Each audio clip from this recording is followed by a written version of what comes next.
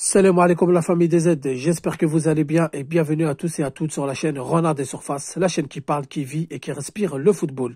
Les amis, on va parler de la préparation de l'équipe nationale d'Algérie qui se poursuit dans la joie, dans la bonne humeur, bon enfant, des visages décontractés, des joueurs soudés entre eux, qui s'entendent bien entre eux, qui sont souriants et ça c'est de bon augure pour la suite. Ça me laisse prendre confiance de jour en jour. Quand je vois ces belles images, je me dis, il y a moyen d'aller faire quelque chose. Car on sent que les joueurs ont l'envie de bien faire, de réaliser une très bonne Coupe d'Afrique des Nations. Donc les amis, Djamel Belmadi rentre dans la compétition avec ce match face au Togo à 21h et face au Burundi le 9 janvier à 15h de l'après-midi. Donc quand on regarde les horaires des matchs, c'est exactement ce qui va se reproduire en Coupe d'Afrique des Nations. Premier match, on va le jouer à 21h. Deuxième match face au Burkina Faso à 15h. Donc le premier match face au Togo, je pense qu'il va partir sur un petit schéma tactique différent de ce qu'il fait d'habitude, des derniers réglages. Bon, personnellement, je pense qu'il partirait sur un 4-4-2 avec quelques remplaçants qui vont jouer titulaires.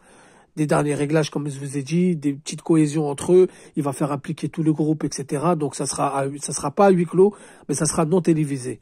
Par contre, les supporters n'auront pas le droit de filmer, n'auront pas le droit de diffuser les images, ce qui est très important, ce qui est tout à fait logique. Et j'en suis très satisfait de cette décision de Djamel Belmadi. Aucun journaliste aura le droit de diffuser la rencontre, de live, et ça, c'est bien. Par contre, les amis, face au Burundi, huis clos, pareil, pas le droit de live, rien, parce que là, on va rentrer dans le dur, on va rentrer dans le vif du sujet, on va mettre l'équipe type, le schéma tactique.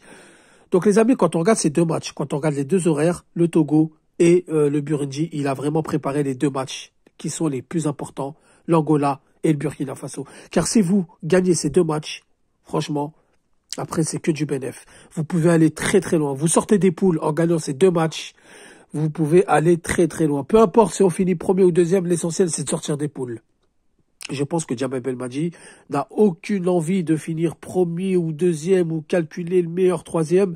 Lui, ce qu'il veut, c'est gagner les deux premiers matchs, sortir des poules et ensuite on verra. De toute façon, qu'on soit premier, qu'on soit meilleur troisième, qu'on se facilite le tableau, qu'on se facilite pas le tableau, pour aller au bout, il va falloir écraser les plus grosses nations de ce continent.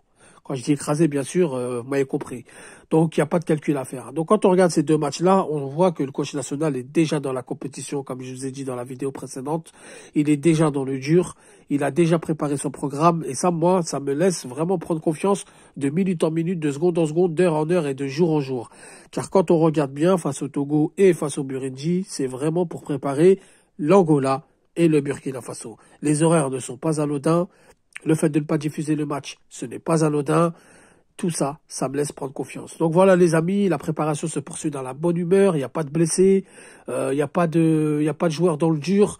Mais à part peut-être l'appel de Zerba qui a déplu beaucoup de supporters algériens, peut-être moi le premier. Mais j'ai confiance en coach Belmadi. Donc voilà, on va suivre avec attention ce qui va se faire autour du match face au Togo. On espère la victoire, on espère du beau jeu et surtout un schéma tactique qui fonctionne. Et on se retrouvera pour d'autres vidéos, pour d'autres lives ou pour d'autres posts. Sur ce, je vous dis merci d'avoir visionné la vidéo. Salam alaikum, que la paix soit sur vous.